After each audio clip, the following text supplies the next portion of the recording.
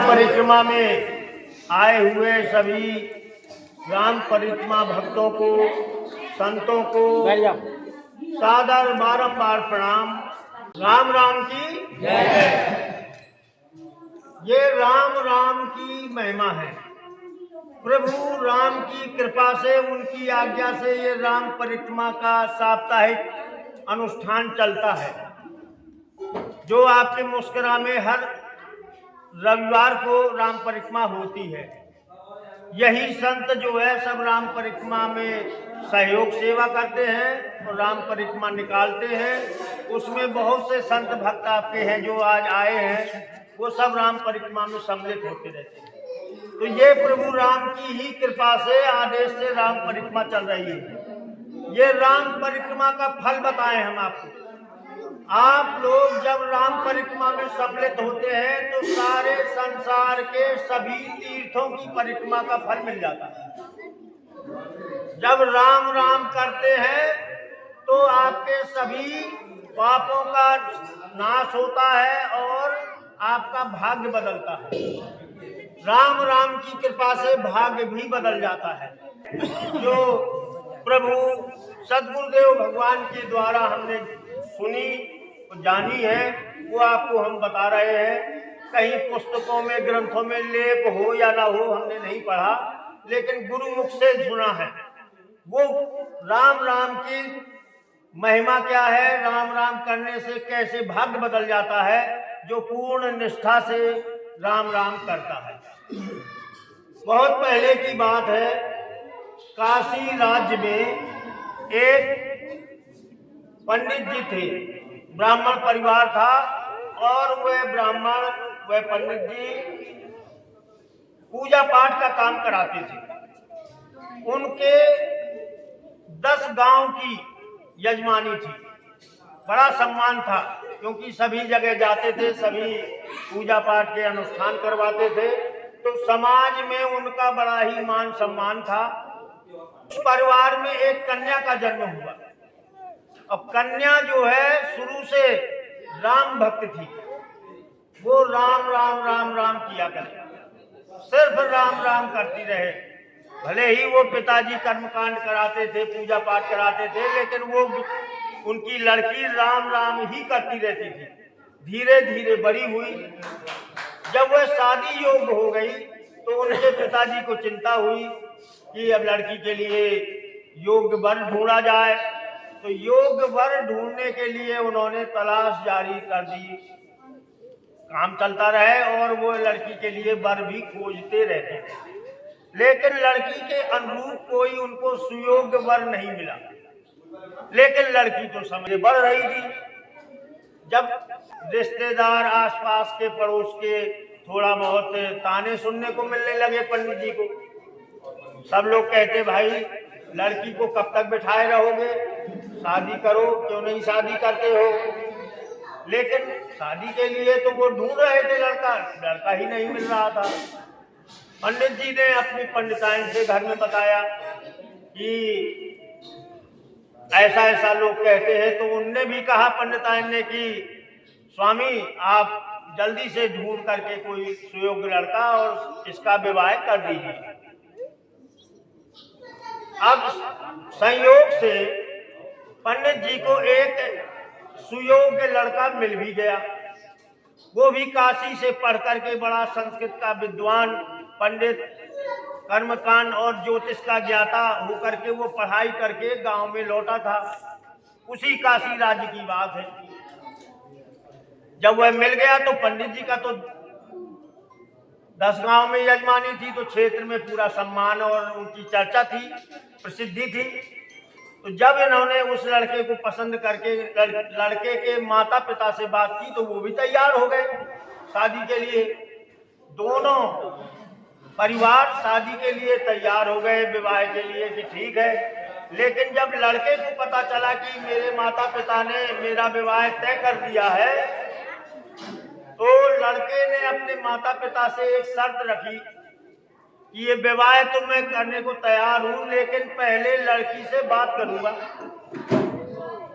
तो उन्होंने कहा कि भाई, कि माताजी ने कहा कि पहले ऐसा नहीं था, कि लड़का लड़की से मिल सके शादी के पहले। तो उन्होंने कहा बड़े मुश्किल से तो लड़का मिला है, विवाह तय हुआ है, पक्का हुआ है, और तुम जो है लड़की से मिलना चाहते हो, ये अपशकुन है, समाज में ये लागू नहीं है, मान्यता नहीं है, तुम शादी के पहले लड़की से नहीं मिल सकते हो। तो उन्होंने ये कहा कि अगर लड़की नहीं मिलेगी तो मैं शादी भी नहीं करूंगा, शादी तभी करूंगा जब लड़की से मिल लूंगा। जिद कर गया वो। तो उन्होंने लड़की वालों से, लड़के के माता पिता ने खबर भेजी, संदेशा भेजा लड़की के घर में। लड़की के माता पिता को जब पता चला कि लड़का शादी के पहले मिलना चाहता है तो वहां भी चिंता हो गई कि समाज में ये चर्चा हो जाएगी तो कहीं विवाह न टूट जाए, टूट गया तो बड़ी बदनामी होगी, इसलिए घर में बुलाना तो ठीक नहीं है। जैसे हम लोग कभी लड़की लड़का को घरों से बाहर कहीं तीर्थों में दिखाई देते करवा देते हैं, ऐसे ही फिर लड़की की माँ ने ये संदेशा भिजवाया कि हम गंगा स्नान के लिए आ रहे हैं और अपने परिवार सहित आप भी जो है गंगा स्नान करने आ जाइए। वहीं पर दोनों परिवार मिलेंगे, लड़का लड़की से मिल लेगा। तो ये तय हुआ कि ठीक है। तो गंगा स्नान के लिए दोनों परिवार पहुंचे, लड़का लड़की पहुंचे। लड़का लड़की को मौका मिला मिलने का, उन्होंने बात की। तो लड़के ने लड़की से बताया कि भाई देखो, माता पिता तुम्हारे हमारे विवाह तो कर रहे हैं, लेकिन किसी को एक रहस्य की बात पता नहीं है, जो मैं अपनी बात तुमको बता रहा हूँ, किसी को मालूम नहीं है, क्योंकि तुम्हारा हमारा रिश्ता हो रहा है। तो लड़के ने लड़की से बताया विवाह हो जाएगा तो विवाह के बाद मैं गधा बन जाऊंगा, इंसान से गधा बन जाऊंगा। वो भी बड़ा चिंतित हो गई। लड़की ने सुना जब कि मेरा जब विवाह हो जाएगा तो पति गधा बन जाएगा, ये तो चिंता की बात हो गई। लेकिन लड़की ने मन ही मन विचार किया कि माता पिता का बोझ उतर जाए, बड़े मुश्किल से रिश्ता पक्का हुआ है, विवाह हो जाए, इसके बाद जो भाग्य में होगा सो देखा जाएगा। राम राम की भक्ता थी कि राम जी जैसा चाहेंगे वैसा ही होगा, और भाग्य में ऐसा ही होगा, लिखा होगा तो ऐसा ही होगा। लेकिन शादी बड़ी मुश्किल से तय हुई है, इसलिए इस विवाह के रिश्ते को मना न किया जाए। उसने मन में विचार किया तो उसने शादी के लिए, विवाह के लिए लड़के से हाँ कर दी। जब हाँ कर दी तो दोनों परिवार, तो पहले से संबंध तय हो चुका था, उनका विवाह तय हो गया और बड़े धूमधाम से शादियों की तैयारी शुरू हो गई। दोनों पक्ष से सम्मानित व्यक्तियों को अपने नाते रिश्तेदारी में सूचनाएं भेजी, निमंत्रण भेजा और विवाह हुआ। विवाह जब हो रहा था तो जैसे ही लड़के ने लड़की की मांग में सिंदूर डाला तो लड़का गधा बन गया। अब ये रहस्य किसी को पता नहीं था, लड़का गधा बन गया तो अब सब जगह चर्चा हो गई, अरे लड़का गधा बन गया, कितना सुंदर लड़का था, ये गधा कैसे बन गया, बड़ी चर्चा हुई। तो लड़का के पिता ने तो वहीं से पूरी अपना सब रिश्तेदारों को लेकर के घर लौट गया। बोले भैया इस गधे को मैं अब नहीं ले जाऊंगा अपने घर, अब तुम ही रखो। जब वो लड़के को छोड़ के चला गया तो अब कन्या पक्ष के बचे, लड़की के पक्ष के बचे। तो लड़की के पिता ने भी कहा कि बेटी तुम्हारा जैसा भाग्य है तुम जानो, अब तुम्हारे गधे को और तुमको हम भी नहीं रख पाएंगे, तुम भी यहाँ से जहाँ जाओ चली जाओ। तो लड़की ने राम राम कहते हुए गधा को लेकर के घर वो भी छोड़ दिया। अब वो गांव गांव जाए, गधा को लिए हुए जो कुछ मिल जाए खाने को, मांगने से मिल जाए वो अपना खाए। तो गधा को तो घास चाहिए, तो जहाँ घास मिले तो घास खिला दे। इस प्रकार से उसका समय बीतने लगा, लेकिन लड़की ने राम राम राम राम नहीं छोड़ा। वो राम राम निरंतर करती रही।